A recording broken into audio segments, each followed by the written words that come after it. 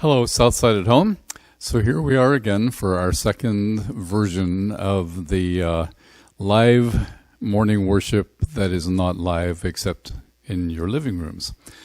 So we are learning as we go, and this is giving us a great opportunity to practice new things. And so as you've seen, I hope, in the email that I sent around, the constants week by week should be that we will provide this recording of a morning worship service for you to watch at your leisure. We will record it on a Friday morning.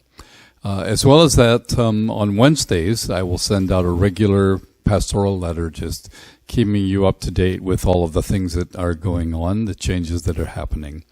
And then as well as that, we will find other ways that we can be in touch with one another. So Zoom is proving to be a great tool for us, and we're going to talk more about that as the time goes on. Today we will have a prayer time, which we will convene with Zoom, and so you will see that being used.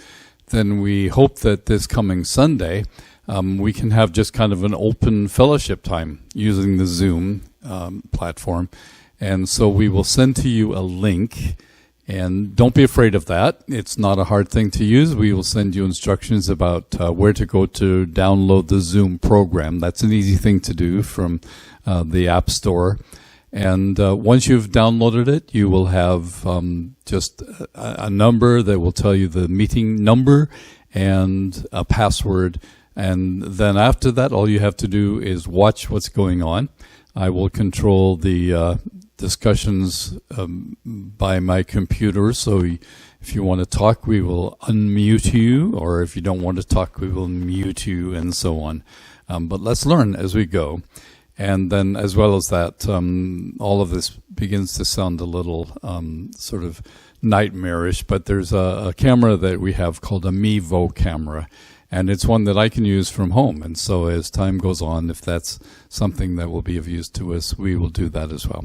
So all that being said, thank you for joining us today. We hope that you enjoy singing with us. Do sing along with Bethany. Nobody can hear you, so if the cats start screeching and the dogs start howling, that's fine. That's a choir. Otherwise, listen as we learn together. And as the weeks go on, we'll probably use our Sunday Zoom opportunity to reflect on the sermon. So we will see how that goes as we move along. So again, thanks for being here. God bless. I invite you to sing with me.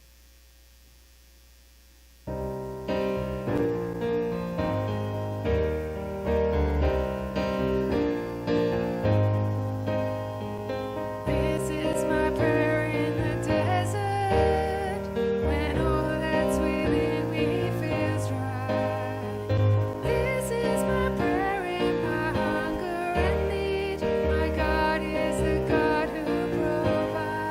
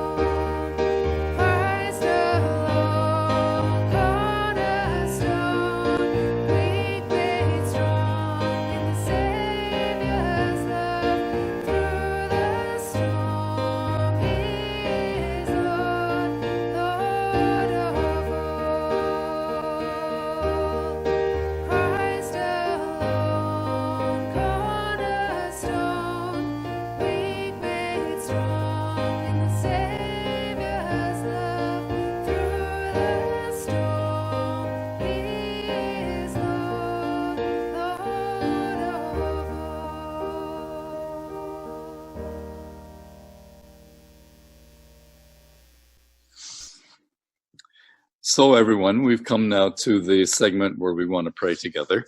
And for the next little while, we're going to try to do that, including various people, elders and others in the congregation. So this will be the first one. And Sylvie and Louise are new elders who are going to jump in at the deep end, almost literally, for this. So this is new to all of us. And I know, Sylvie, you have a comment about let's all really work hard at trying to figure this out and get it going. So what were you thinking? What we're trying to do is connect with people, connect with Southside. And we're working on Zoom, like we're doing right now.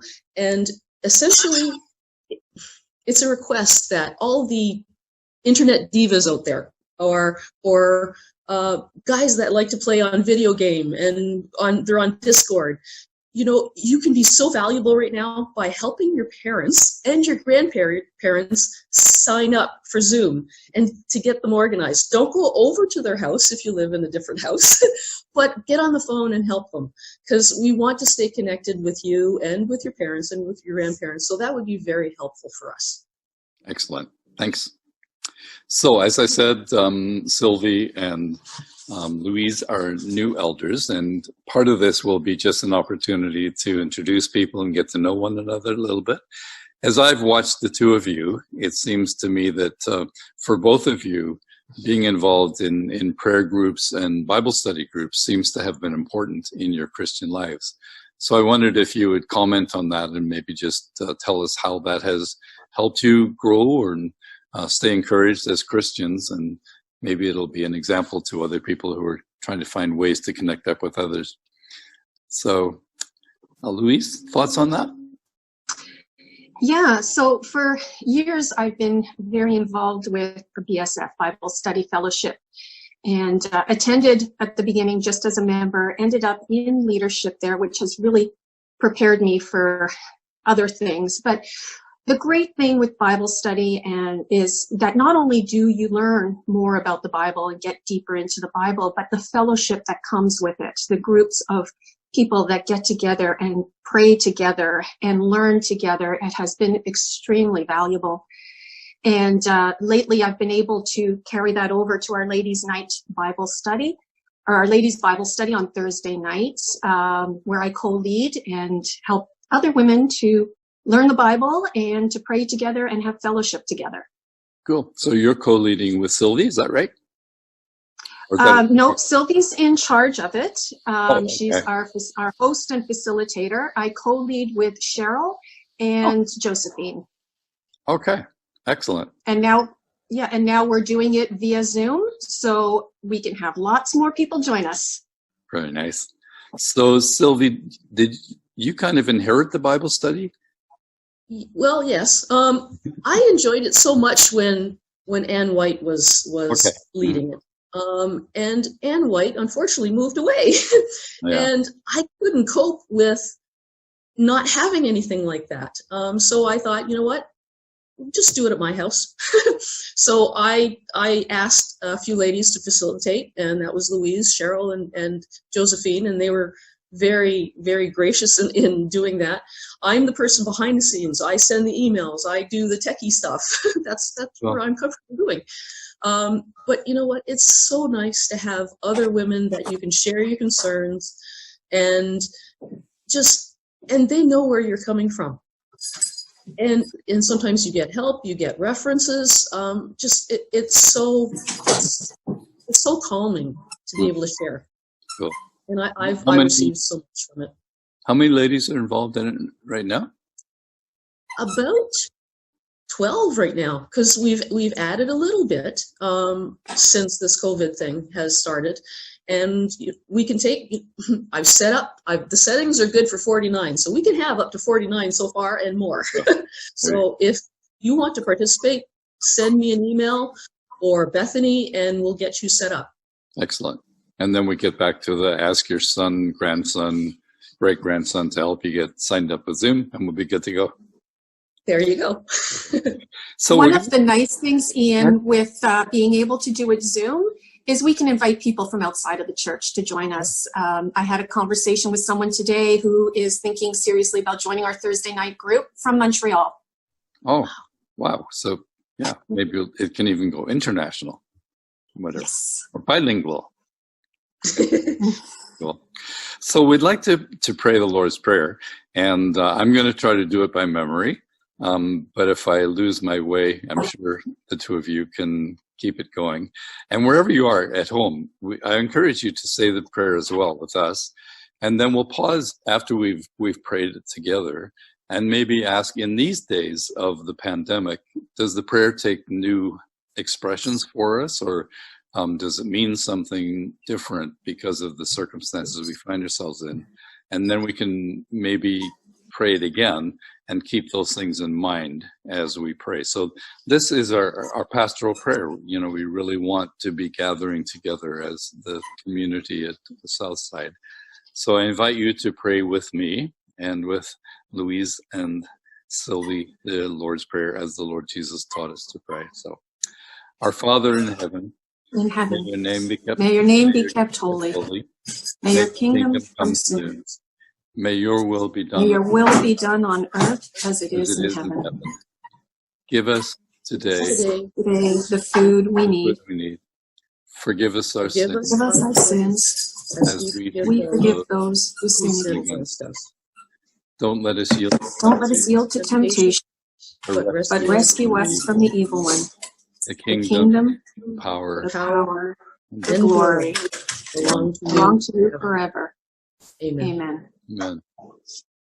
So, Sylvie and Louise, are there parts of the prayer that kind of strike you now as being different or in a different context with the virus going on? You hadn't thought of it in the same way before? May your kingdom come soon. I keep looking up, focusing on the Lord. There's so much fear and anxiety right now. Just keep focusing and looking up. May your kingdom come soon. Yeah, yeah. Good. I thought about it differently. Essentially, everybody is given a gift. I've been allowed to share my gifts with the church with working on the video editing. But everybody's given a gift, and it's our opportunity to step out from our homes and to help other people. So if you were given a gift of communication, call out, and it's our job to help other people, whether they're in the church or not. Yeah, good. Yeah, I think the each day the food we need, you know, it's sometimes we might just think of that as a spiritual need, but for many people today, losing their jobs and so on, it's an actual physical need. So it comes home with kind of a new impact. So why don't we pray it one more time, and then we'll also, at the end of that, we're going to leave just a moment for you to give, because this is taking the place of our pastoral prayer time. So we thought it might be useful for you just to have a moment to think about your giving.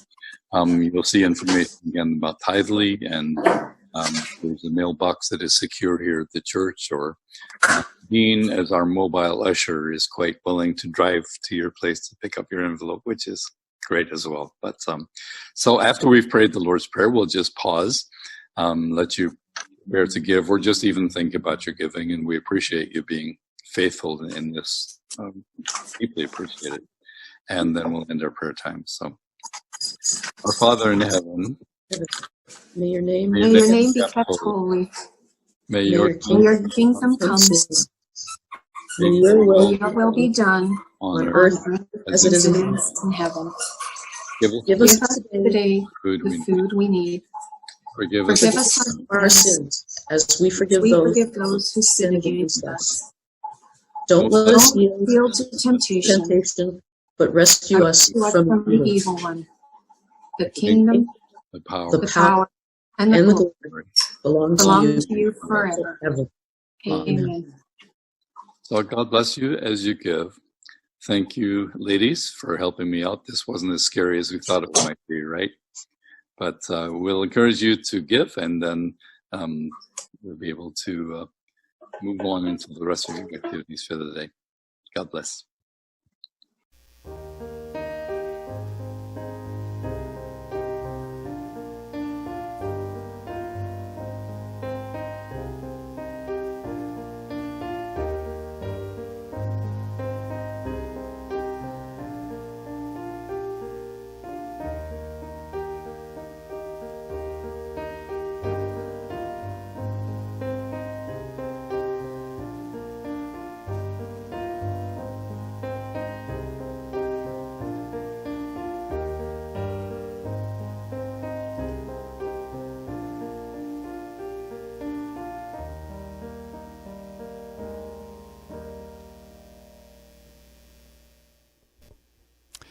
Several years ago, a pastor friend of mine told a story from his church, and it has stuck with me, and I think it might just help to gather our thinking this morning as we think about the value of caring for the poor.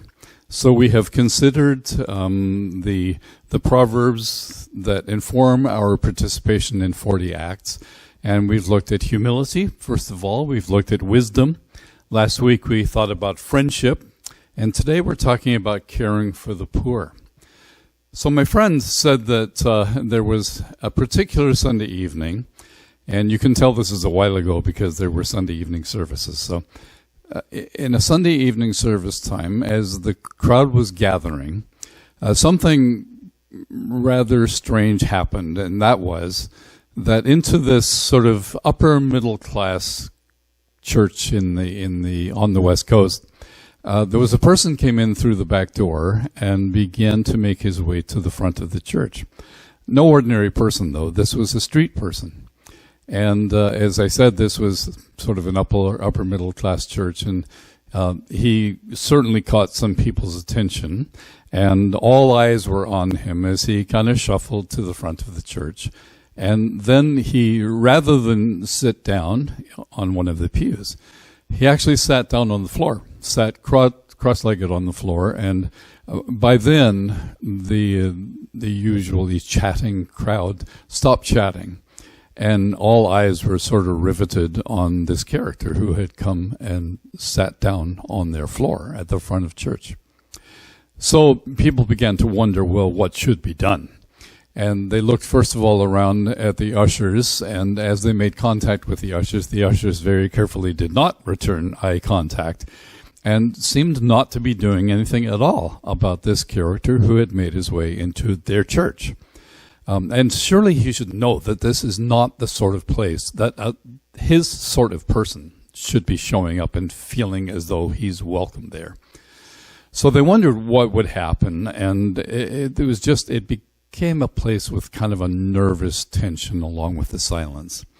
Finally, there was an older deacon, character well known in the church, and usually was the one that was outspoken at the business meetings, and their public announcements need to be made. This deacon would do those. And so he came into the auditorium, and he noticed this character sitting on the floor at the front of the church. And everyone breathed a sigh of relief. Certainly he would take care of the situation. And true to form, they watched him as he deliberately walked up the aisle towards the person who was sitting on the floor. This person, by now, they had examined. They had found him to be obviously a homeless person. There was a certain aroma around him that they're quite sure they didn't want to be in the auditorium. And so as this deacon made his way to the front, people were watching him with all eyes and all attention on him. And they were thinking, well, surely, this will be taken care of, and we can get on with our regular church service. To their great surprise, when the deacon reached the front of the church and stooped down to acknowledge, or presumably to talk to this homeless man, rather than demand that he leave their building, rather than demand that he go back out the way that he had come in, the deacon, an older man, with slow and laborious movements, got down on his knees, first of all, and then went on to sit down with his legs out in front of him, and sat within a foot of this character that had come in, and simply looked over him and said to him, "Welcome, we're glad you're here." So my friend didn't tell me what happened after that, but I'm sure you have in your mind the image of this rather unlikely situation of a poor person who has descended upon a church, and what happened when people tried to manage his presence with them. I want to talk to you about this proverb. It's Proverb 14, verse 31. It says this: "He who oppresses the poor taunts his maker, but he who is gracious to the needy honors him." Proverbs 14, verse 31. And you will see these verses on the slide. Further in Proverbs chapter 22 and verse 2, there's kind of a partner proverb that says, "The rich and the poor shake hands as equals. God made them both." I like that one as well. "He who oppresses the poor taunts his maker, but he who is gracious to the needy honors him." The rich and the poor shake hands as equals, God having made them both. When we talk about the rich and the poor, we, I think, caricature them. We see the rich person as one sort of a person, the poor person as another. We often see that the rich person is the one who has some privilege and some prerogative, and the poor person who possibly has neither. And as we come to Proverbs this morning, and especially as we consider the poor in the time of the COVID epidemic and pandemic, we will have to think more presently about the poor than we maybe normally do. Requirements on the part of those who are poor, or those who are caused the misfortune of lack of material resources because of the pandemic. We may need to think about positioning ourselves maybe a little differently from how we have concerning the poor. Or maybe we are the poor. Maybe we need to change the caricature and say everything is different. It's a new day. It's a new time altogether. So as we think about the Proverbs, the second proverb that we looked at is a proverb that really gives the theology of the rich and the poor, or those who have and those who have not, when we're told that God made us both. So where we begin in treating the matter of poverty must be the creation story, when God made us as his equals in his image. In fact, in the Bible, we will find that there are several social issues whose theological sort of framework is formed out of the creation story, that God made all who were made, male and female. He made them both. The equality of men and women depends on the theology of creation. Also, the dignity of human life finds its mooring in the story of God creating us in his image. We're told not to murder, obviously, but we're not to murder because we're not to touch the image of God as it is represented or reflected in another human being. And so we find that theology there. So today, as we consider our view of those who have and those who have not, and however those two categories sort or merge or get close to each other, will be for you to decide and maybe for you to talk about.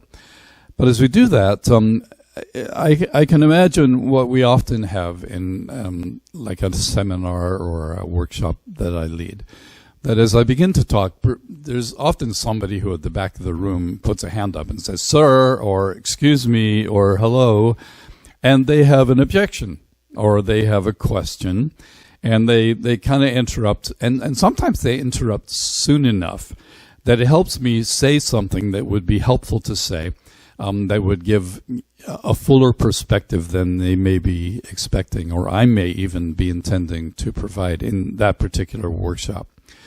And so in the context of Proverbs, when we talk about being rich or being poor, the hand at the back of the room says, yeah, but what about those who are poor because of their own fault? Or what about those who are poor because they don't work, because they're lazy, because, why does it have to be our trouble? So, caveat from the book of Proverbs is a curious little passage from Proverbs 24 that will get out of the way so that it won't clutter our minds or cumber our thinking as we go farther along. The proverb says this: one day I walked by the field of an old lazy bones. You can tell this is from the Message by the language already. And then past the vineyard of a lout. They were overgrown with weeds, thick with thistles. All the fences were broken down. I took a long look and pondered what I saw. The fields preached me a sermon, and I listened. A nap here, a nap there, a day off here, a day off there. Sit back, take it easy. Do you know what comes next? Just this. You can look forward to a dirt-poor life with poverty as your permanent house guest. So there it is. There is a way to be poor that is not honorable. There's a way to be poor that comes because of laziness. And as much as Proverbs talks about the rich and the poor, it talks about diligence and work. And so, word to the wise, that is the fuller context of the book of Proverbs. But I want to bring you this morning to a great story in the Old Testament that I think gives us a fantastic model of how we juxtapose the rich and the poor, or wealth and poverty, or have and have not in the days in which we're living. The context for the practice that we're going to look at in the book of Ruth, that's where we're going to turn. The context is back in Leviticus in the law. And here is one of the commandments of the law. We're told in Leviticus 19, verse 9 and 10, when you harvest your land, don't harvest right to the edges of your field, or gather the gleanings from the harvest. Don't strip your vineyard bare, or go back and pick up the fallen grapes. Leave them for the poor and the foreigner. I am God, your God. You might have noticed various things to do with the Jewish culture that even today we kind of notice and remark on. One of them is the habit of the Orthodox Jew in particular not to cut the corners of his beard or the corners of his head. The reason for that is this Leviticus passage. They were told not to harvest the corners of the field. And so in one way to remember that and to practice that, there is the uncornered beard of the Orthodox Jew or the practicing Jew, and the uncornered haircut, with all kinds of rabbis giving them how-tos about the appropriate haircutting of beards and haircuts. But that's where that comes from. It comes from Leviticus chapter 19. And Leviticus chapter 19 is God's societal means for the care of those who are poor, for the care of those who are the foreigners. So in an agrarian situation normally where people have land and they are able to grow crops on that land, there will come those into the village, into the area, who are either poor or they are poor because of their having been foreigners someplace else and they've arrived into the land of Israel. And so one of the provisions that God makes for them is that when there's the harvest time that comes, those who harvest the crops should allow the poor and the foreigners to glean from the harvest. They're able to glean because the harvesters are just a little bit careless. in being sure that they harvest all of the crop that is ready to come. So it's a lovely thing. And as we think about it, I'm drawn to a great example of that, which is the story of Ruth, and the story of Ruth and a love story with Boaz. I'm going to read you a couple of chapters of Ruth. You have nothing else to do today but sit here and listen to me, so here we go. And the background is like this. The story of Ruth begins as a lovely story. It begins with a husband and a wife whose names are Elimelech and Naomi. And Elimelech and Naomi have the idyllic life. They live in Bethlehem, Judah. Elimelech's name literally means my God is king, and Naomi's name literally means pleasant one. So my God is king and pleasant one live in Bethlehem, Judah, the house of bread and praise. And they have 2 boys. And they call their boys Mahlon and Chilion. And all of a sudden, there's kind of a coldness that settles into the story because those names aren't like the others that we've just noticed. Mahlon and Chilion mean sickly and pining. So imagining calling your 2 boys, you, my God is king, and Naomi, calling your sons to supper and say, hey, pining, hey, sickly, come on for dinner. Well, the problem was they weren't able to call them readily for dinner because there came a famine in the land, and these boys were born into the famine, and so the names that they were given were appropriate because Bethlehem was in a famine. Elimelech and Naomi thought about all of this, and Elimelech made a decision. He made the decision to take Naomi and their 2 boys to the land of Moab. Now, Moab was not Israel, and if we know our history from the Old Testament about Israel, all of the promises that God had for Israel belonged in the land. There would be blessing for them in the land. There would be heritage for them, an inheritance in the land. And so when Elimelech and Naomi left Bethlehem, Judah, and went to Moab, they were denying their heritage, their inheritance, and their history. And they must have known that this is not what God wanted for them. However, they headed to Moab, and the story gets only worse because their 2 boys, who take Moabite women as wives, Orpah and Ruth, the 2 boys die in Moab, and the 2 widows are left with Elimelech and Naomi, except not even with Elimelech because Elimelech died. My God is king, who made a bad choice, ended up losing his life. His 2 sons also losing their lives, leaving a mom and a wife with no family, but 2 daughters-in-law. And then there's a very sad comment that says, the Lord visited Bethlehem, Judah, with bread. And so God answered the call of Israel to supply them with water and crops, and it began to thrive again. And at that point, Naomi, I guess, came to herself and she said, well, what am I doing here in Moab? Why don't I'll just go home? And maybe there's somebody there that will remember me. Maybe there's someone there that will take me, and I don't know. But she said to Orpah and Ruth, so I'm going back to Israel, but that's not where you belong. You stay here. And they wept and they said, no, we won't let you go without us. And finally, Ruth alone prevailed, and she said, no. Wherever you go, I will go. Whoever your people are, they're my people. Whoever your gods are, they're my gods. Don't tell me to leave you. And so against her counsel, Naomi allowed Ruth to come back home with her to Bethlehem. And when they arrive, the people of Bethlehem see them coming, and they look out maybe over the fields, and they think they recognize this one figure. And there's maybe one person who says, is this Naomi? And Naomi said something very sad. She said, don't call me Naomi. call me Mara, because the Almighty has dealt very bitterly with me. Mara means bitter. Her life had taken an awful turn.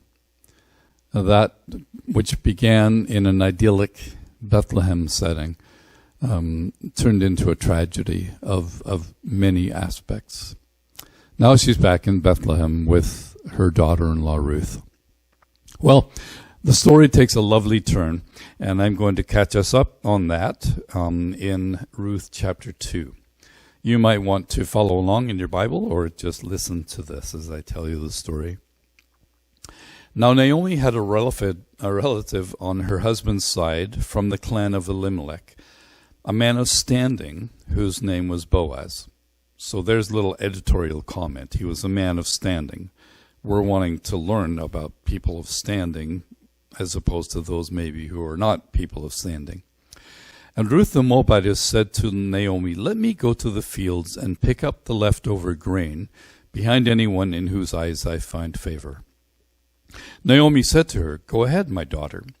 So she went out and began to glean in the fields behind the harvesters. As it turned out, she found herself working in a field belonging to Boaz, who was from the clan of Elimelech. Just then Boaz arrived from Bethlehem and greeted the harvesters. "The Lord be with you." "The Lord bless you," they called back. Boaz asked the foreman of his harvesters, "Whose young woman is that?"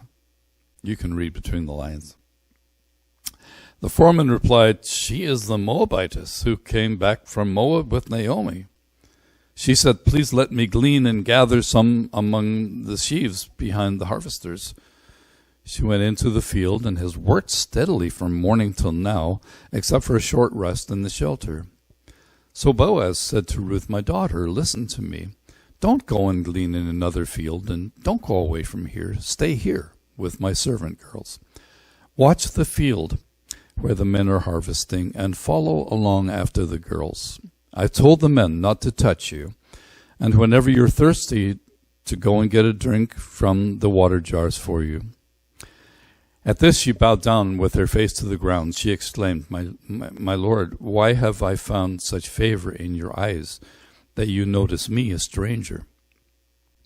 Boaz replied, "I've been told all about what you've done for your mother-in-law since the death of your husband, how you left your father and mother and your homeland and came to live with a people you didn't know before. May the Lord repay you for what you have done. May you be richly rewarded by the Lord, the God of Israel, under whose wings you have come to take refuge." "May I continue to find favor in your eyes, my Lord," she said. "You've given me comfort and have spoken kindly to your servant, though I don't have the standing of one of your servant girls." At mealtime, Boaz said to her, "Come over here. Have some bread and dip it in the wine vinegar." When she sat down and the harvesters came, he offered her some roasted grain. She ate all she wanted and had some left over. As she got up to glean, Boaz gave orders to his men, "Even if she gathers among the sheaves, don't embarrass her. Rather, pull out some stalks for her from the bundles and leave them for her to pick up. Don't rebuke her." So Ruth gleaned in the field until evening. Then she threshed the barley she had gathered, and it amounted to about an ephah. She carried it back to town, and her mother-in-law saw how much she had gathered. Ruth also brought out and gave her what she had left over after she had eaten enough. Her mother-in-law asked her, "Where did you glean today? Where did you work? Blessed be the man who took notice of you." Then Ruth told her mother-in-law about the one at whose place she had been working with today. The name of the man I worked with today is Boaz," she said. "The Lord bless him," Naomi said to her daughter-in-law. "He has not stopped showing his kindness to the living and the dead." She added, "That man is our close relative. He is one of our kinsman redeemers." Then Ruth the Moabitess said, "He even said to me, 'Stay with my workers until they finish harvesting all my grain.'" Naomi said to Ruth, her daughter-in-law, "It'll be good for you, my daughter, to go with his girls, because in someone else's field you might be harmed." So Ruth stayed close to the servant girls of Boaz to glean until the barley and wheat harvests were finished, and she lived with her mother-in-law. Well, that's not the end of the story, so Hang on, here it goes. One day Naomi, her mother-in-law, said to her, "My daughter, should I not try to find a home for you where you'll be well provided for? Is not Boaz," remember that Boaz, that kind man? That's not in the text. "With whose servant girls you have been, is he not a kinsman of ours? Tonight he will be winnowing barley on the threshing floor. Wash and perfume yourself and put on your best clothes. Then go down to the threshing floor, but don't let him know that you're there until he has finished eating and drinking. When he lies down, note the place where he's lying. Then go and uncover his feet and lie down. He will tell you what to do." Now, there's a lot of cultural information you should have about that. What she did was not brash. What she did was altogether proper, but you'll have to go and do the research to be sure about that. "I will do whatever you say," Ruth answered. So she went down to the threshing floor and did everything her mother-in-law told her to do. When Boaz had finished eating and drinking and was in good spirits, he went over to lie down at the far end of the grain pile. Ruth approached quietly, uncovered his feet, and lay down. In the middle of the night, something startled the man, and he turned and discovered a woman lying at his feet. "I guess so." "Who are you?" he asked. "I am your servant Ruth," she said. "Spread the corner of your garment over me, since you are a kinsman redeemer." Now, that's a very important part of the story and would be an interesting little topical study for you. What does that mean? So in the provision of the Society of Israel, when someone died, there was often someone after that who would be responsible to look after the widow. And that's the case with Boaz. "The Lord bless you, my daughter," he replied. "This kindness is greater than that which you showed earlier. You have not run after the younger men."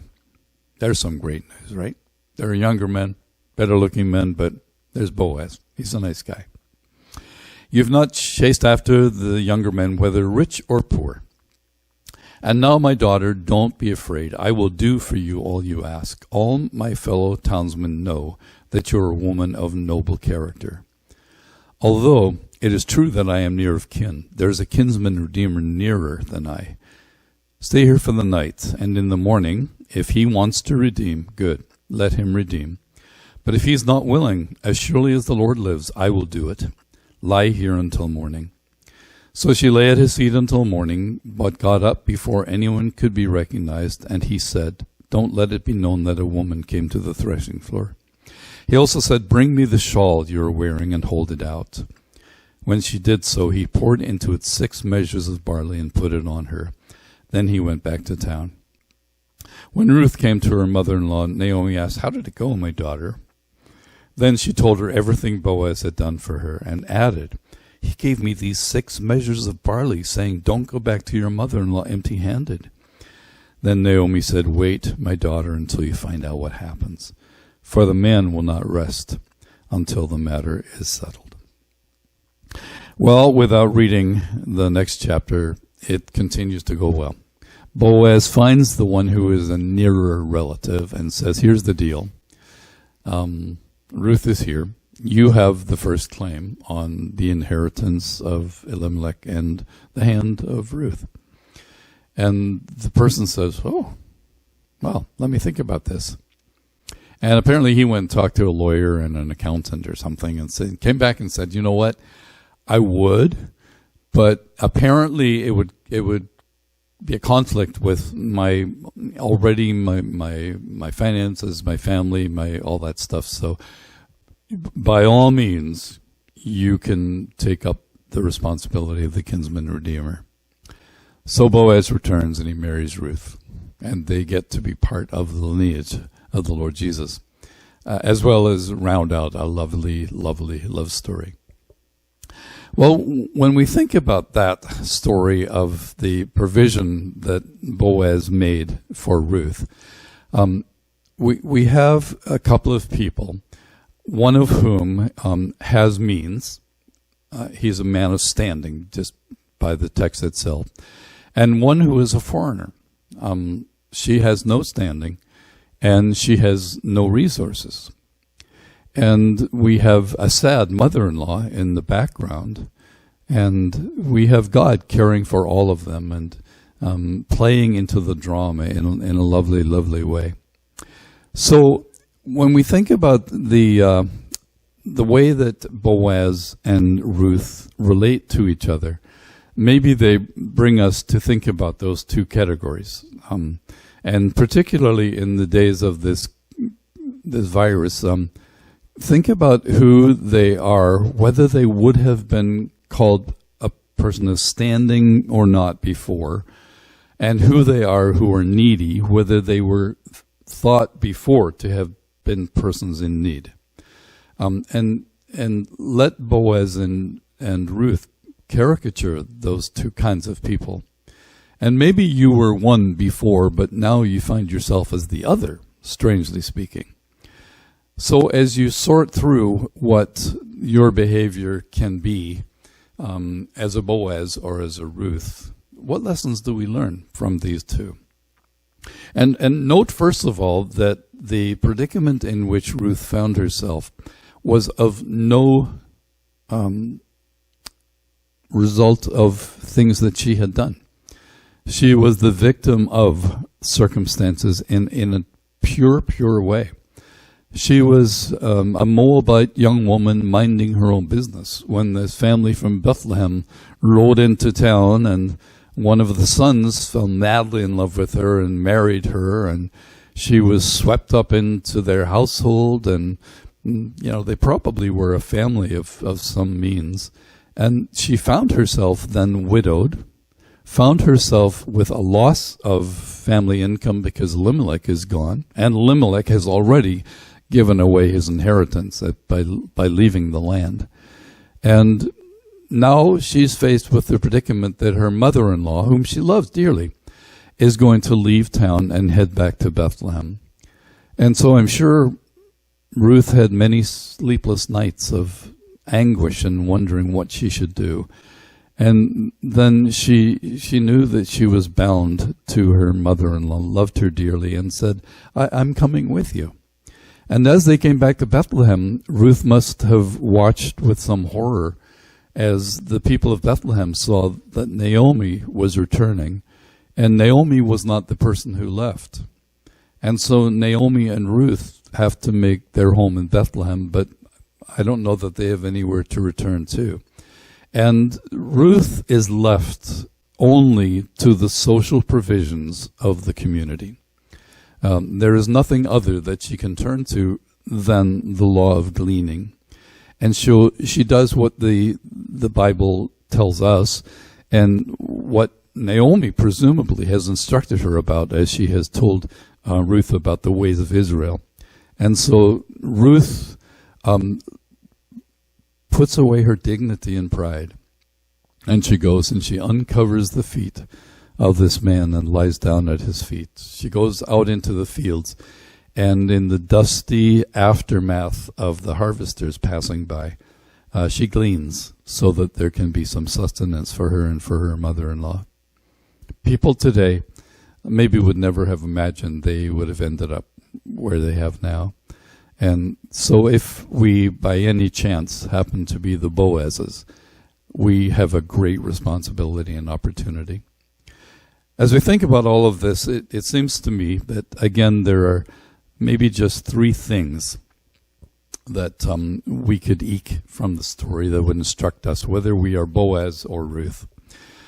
Whether you are Boaz or Ruth, three ways to behave, I think, are really clear. First of all, behave respectfully. Several years ago, as we were in the area of Pape and Danforth, there were many people begging on the street. Maybe they were panhandling, maybe they were playing a guitar with a case open, whatever it was. But I remember, I think it started one morning as I walked past, and I stopped and talked to one of the fellows that was there.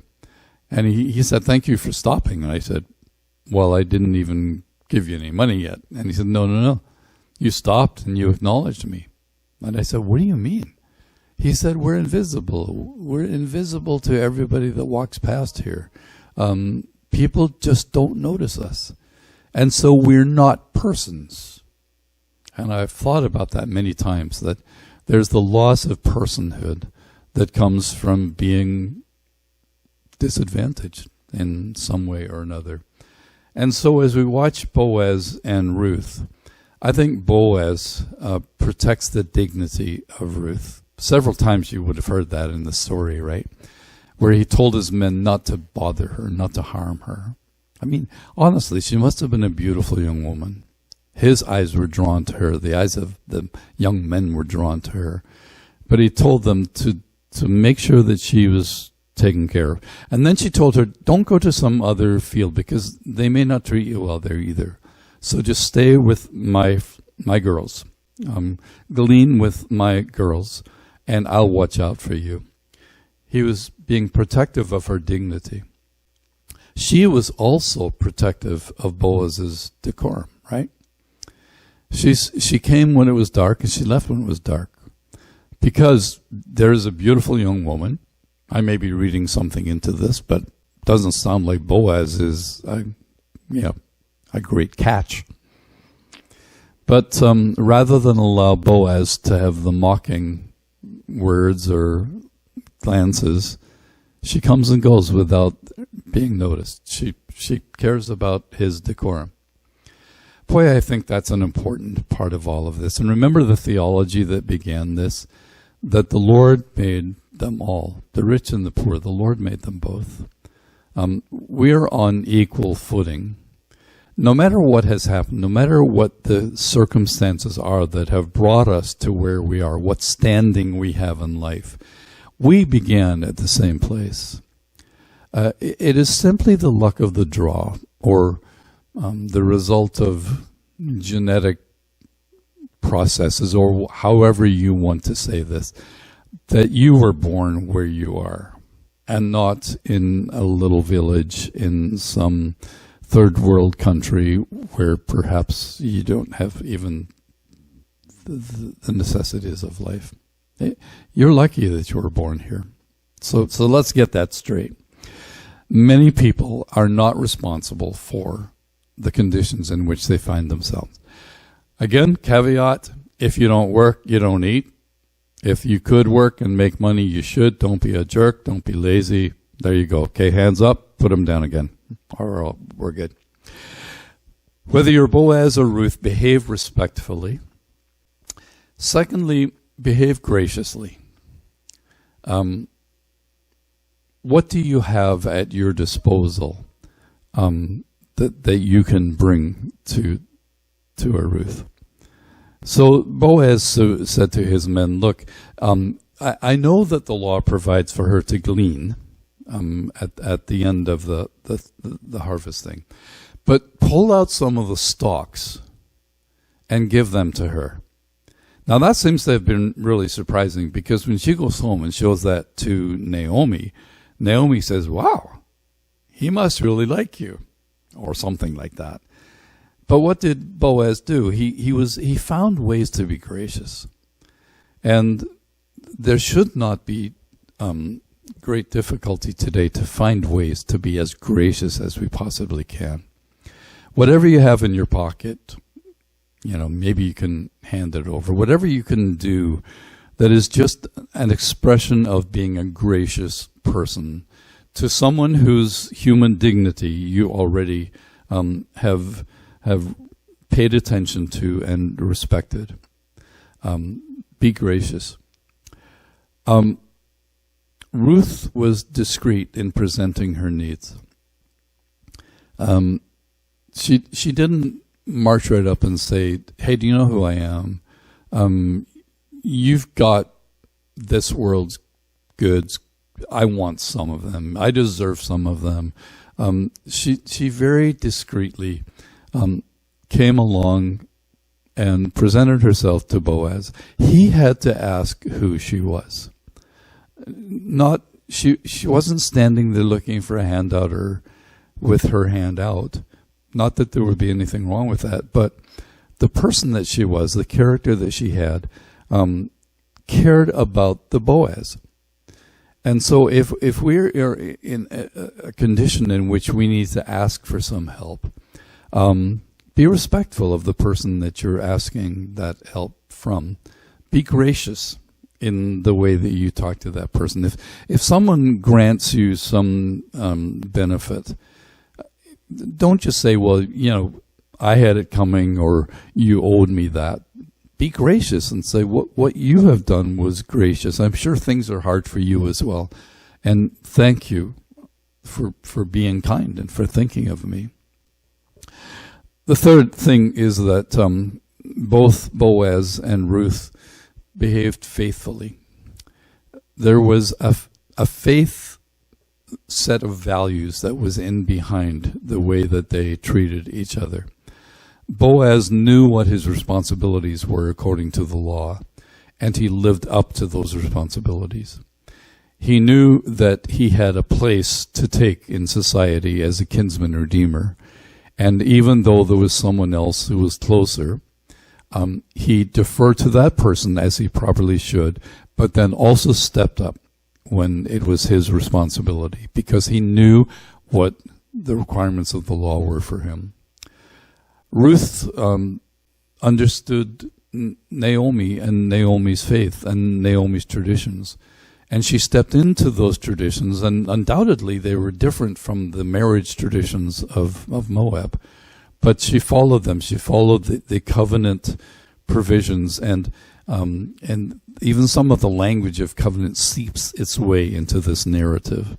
As Boaz says, may the Lord do so to me if I don't, or may you be blessed even more as. And we see that in all of this, the provision of the faith tradition and the religious tradition of Israel did lovely things in the middle of some dire circumstances, gave someone who was a person of standing the opportunity to be graceful and gracious, gave someone without standing the opportunity to have dignity and to be ministered to. And at the end of it, the two parties to this whole deal became lovers, husband and wife, and they become part of God's great story as it moves on through history. Guy walks into a church, walks up to the front, smells bad, sits down instead of even sitting at a pew. Where did he come from? Who knows where he came from? What was it like before? I don't know. I remember sitting at an out of the cold dinner at Calvary Church in Toronto with a character that he had lots to say. He lived in one of the tent cities in the Don Valley. And we were sitting one night, and he was devouring his food. I said, so tell me about you. The story he told was amazing. He was a McGill professor for whom things went wrong and for whom mental illness played havoc. And he ended up in dire circumstances. He didn't look like a professor any longer. He certainly talked like one. But the point was that we had the chance to talk, and I needed to quickly respect him, never mind that he had been a McGill professor, because we are of the same standing. The same maker put us both together. And so what do we learn from Boaz and Ruth? We learn a lovely story of the way a society can be arranged to help people to help one another, all the while respecting who one another is. Let's practice that as much as we can. God bless.